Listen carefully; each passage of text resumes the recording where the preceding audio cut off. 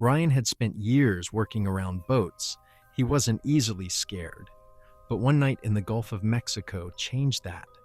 It was around 1:20 a.m. when Ryan and his friend Daniel were returning from a late fishing trip.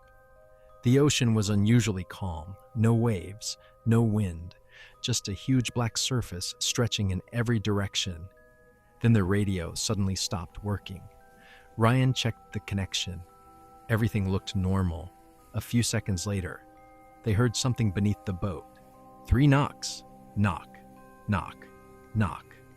Daniel looked at Ryan. "Did you hear that?" Ryan nodded. They waited. Nothing. Then, 3 more knocks. This time, they came from directly underneath them. Daniel grabbed the flashlight and pointed it into the water. Nothing. The beam disappeared into the darkness below. Ryan started the engine, but before they could move, a voice came through the boat's radio, very quietly. "Can you hear me?" Ryan froze. The radio had been disconnected. There was no way it should have been transmitting. Daniel reached for it. The voice returned. "Please don't leave." They immediately started the engine. The boat moved forward. For several minutes, everything seemed normal. Then Ryan noticed something strange. A second set of lights was following them. Far behind, 2 small white lights moving across the water. They assumed it was another boat. But when Ryan changed direction, the lights changed direction too. Daniel tried contacting them. No response. Then the radio crackled again. "You're going the wrong way." Ryan shut the radio off. The lights disappeared. For almost an hour, they continued toward shore. Finally, they saw the coastline. They thought it was over. Then Daniel looked over the side. There were wet footprints on the deck. They started at the back of the boat and stopped beside the radio. Nobody had climbed aboard. Nobody had seen anyone. Ryan never went fishing at night again. But according to him, the strangest part wasn't the footprints. It was what happened the following morning when they checked the radio. A recording had been saved. It contained only one sentence. "You shouldn't have answered."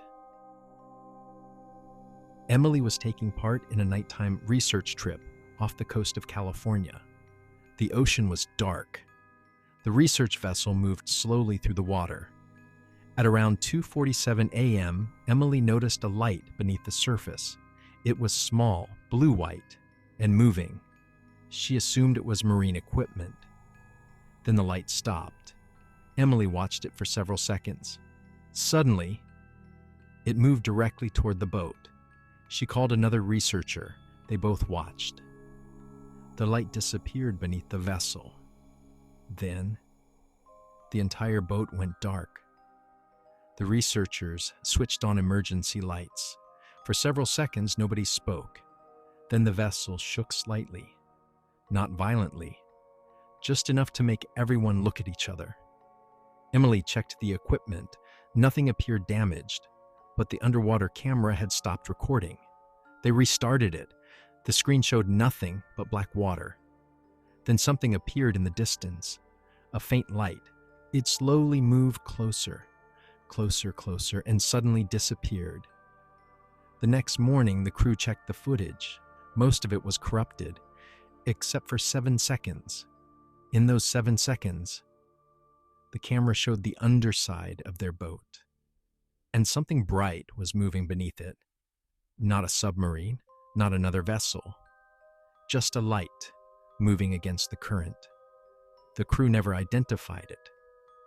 Emily says she still thinks about that night whenever she sees the ocean after dark, because she believes the light wasn't coming from something in the water. She believes something was carrying it. Marcus was helping inspect an old coastal lighthouse before it was scheduled for renovation. He arrived just before sunset. The lighthouse had been closed for years. The place was completely empty. At least, that's what he thought. Around 11:30 p.m., Marcus heard footsteps above him. Slow footsteps, one floor at a time. He assumed another worker had returned. He called out. No answer. The footsteps stopped. Marcus climbed the stairs. Nothing. Every room was empty. Then he heard a door slam somewhere above. He continued climbing. At the top, he found the lantern room.